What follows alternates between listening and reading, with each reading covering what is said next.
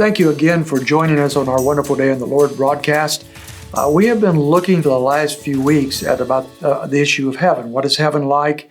What will we experience there, and those types of issues. But it's only fair, before we complete this subject, that we look at the other side of the picture. And what is it like? What is eternity like for the unbeliever, for those who rejected Jesus Christ? So we're going to spend this week looking at various features of life in eternity for the unbeliever. I want to start with some false views. First of all, people have often and still do try to sidestep the whole issue of eternal punishment, eternal judgment, of hell. And we understand that because nobody wants to really think about anyone going to hell. That's a doctrine we'd like to get rid of, it would seem. So there's been many attempts to do so by coming up with different theories. So I want to mention very quickly 5 different views, not found in Scripture, but have been taught often by the church or by those perhaps that are, maybe not Christians, but those that are looking for an escape. Let's start with Universalism. Going back almost to the beginning of the church fathers, back to Origen, for example, who lived some decades after the apostles, there has been the view that ultimately everybody is going to make it to heaven. There have been various features of this, various nuances of this, but some form of universalism where even if people go to hell for a time, ultimately they will make it to heaven, so that ultimately everyone will be saved. Rob Bell wrote a rather famous book here recently called Love Wins, where he espoused that point of view, that there is a universalism, all people will eventually be saved.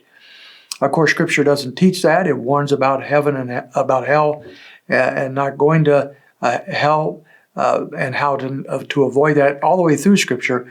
And yet that has been prominent in ancient times as well as today. Secondly, there's Purgatory. Purgatory is a doctrine that is basically a Roman Catholic doctrine. We find traces of it going back into the Middle Ages. It wasn't canonized, however, until the Council of Trent in the 1600s in response to the Reformers challenging the Roman Catholics on some of their doctrines.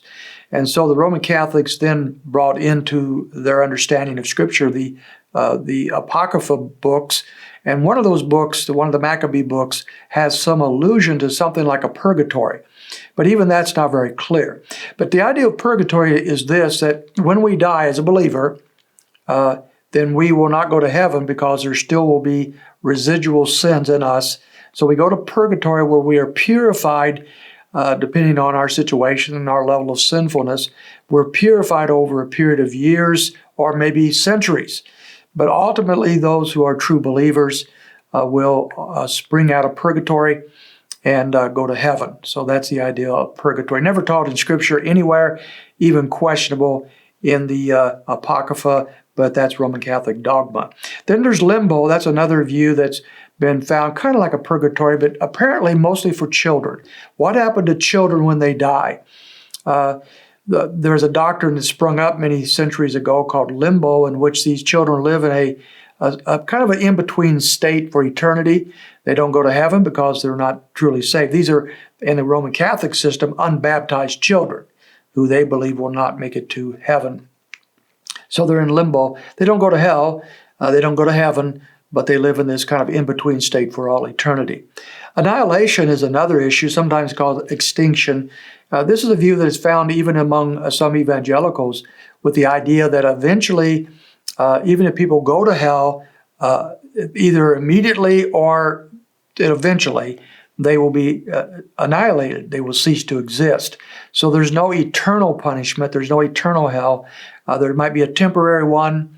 Perhaps some people will be there for a minute. Others might be there for centuries. But eventually they will be extinguished or annihilated.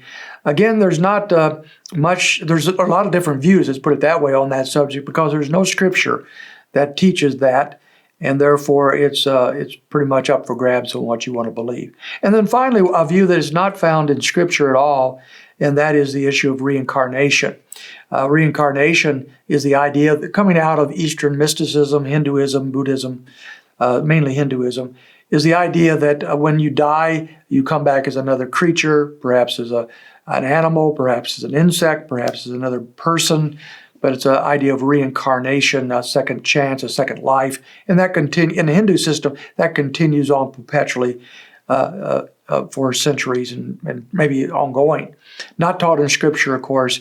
Scripture says in Hebrews chapter 9, verse 27, it is appointed unto man once to die, and after that the judgment. There's only one life, one death, ultimately a judgment for those that have rejected Jesus Christ. And those who know Jesus Christ will also have judgment, as we've seen before, but it'll be a reward seat where we are given the rewards for our service for Jesus Christ. So those are some of the false views about eternity for the unbeliever. We'll look at some other issues starting tomorrow. So you have a wonderful day in the Lord.